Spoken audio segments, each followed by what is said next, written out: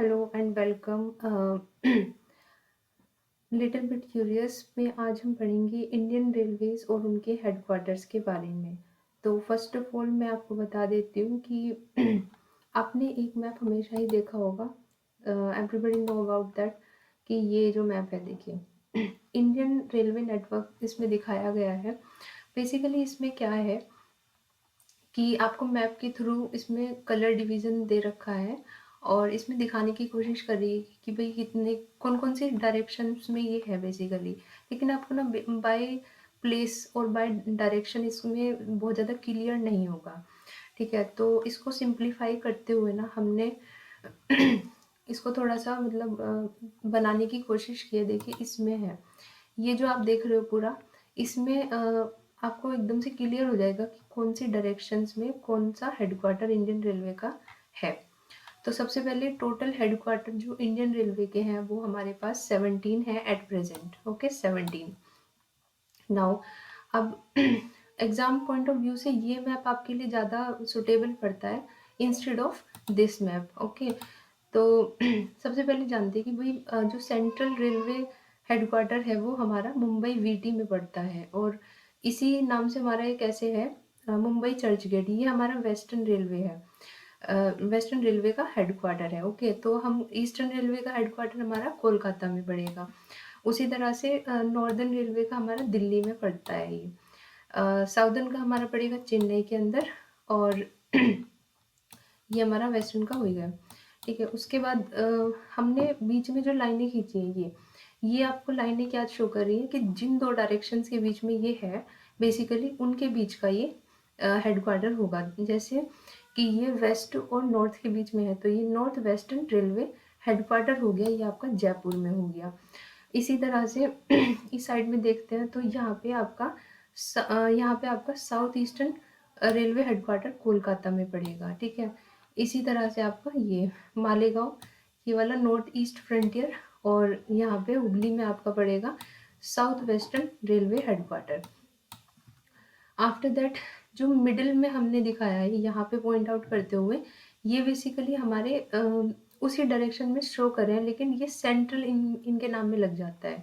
जैसे हमने कहा इलाहाबाद, तो इलाहाबाद जो हेडक्वार्टर है वो नॉर्दर्न सेंट्रल रेलवे का हेडक्वार्टर है। यहाँ पे वेस्टर्न सेंट्रल रेलवे का हेडक्वार्टर कहाँ माना जाएगा? जबलपुर के अंदर। उसके बाद सिकंदराबाद में माना जाएगा साउदर्न सेंट्रल रेलवे का हेडक्वार्टर।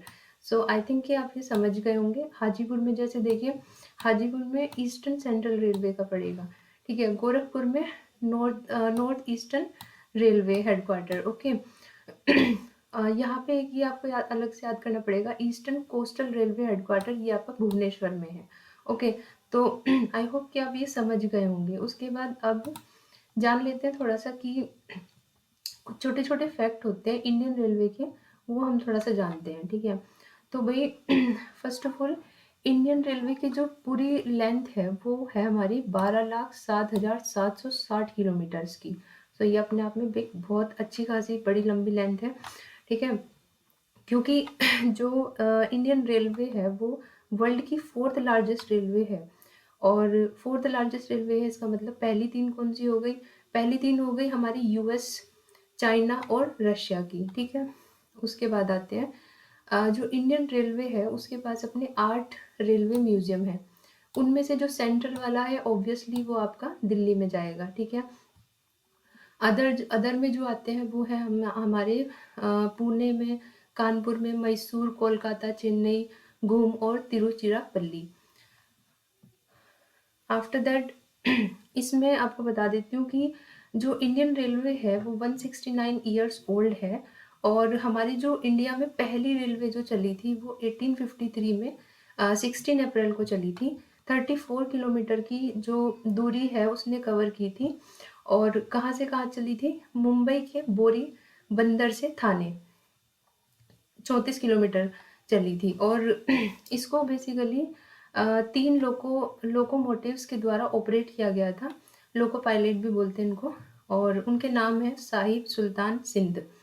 आफ्टर दैट 2000 2007 में जब हमने वर्ल्ड एड्स डे मनाया था 2007 में, कौन सी डेट में मनाते हैं वर्ल्ड एड्स डे? 1 दिसंबर को।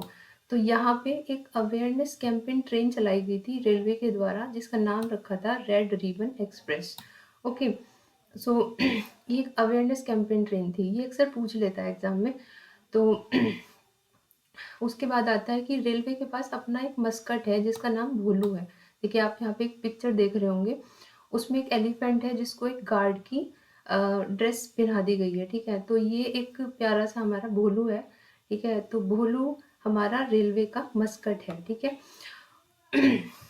आफ्टर दैट जो फर्स्ट रेलवे वर्कशॉप इस्टेब्लिश हुआ था वो हमारा बेसिकली बिहार के अंदर इस्टेब्लिश किया गया था। ओके, नेक्स्ट देखते हैं कि इंडिया में जो सबसे बिजिएस्ट जंक्शन माना जाता है, कौन सा बिजिएस्ट जंक्शन जो माना जाता है वो बेसिकली हावड़ा जंक्शन माना जाता है, जो कि कोलकाता में है।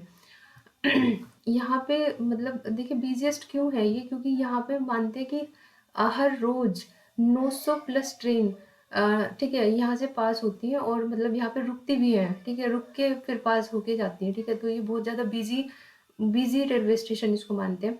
पीर पंजाल रेलवे टनल जो है हमारे यहाँ पे जम्मू कश्मीर के अंदर है, ठीक है। तो ये लॉन्गेस्ट टनल है कंट्री की, और ये कितनी इसकी लंबाई है 11.25 किलोमीटर्स की इसकी लेंथ है, ठीक है।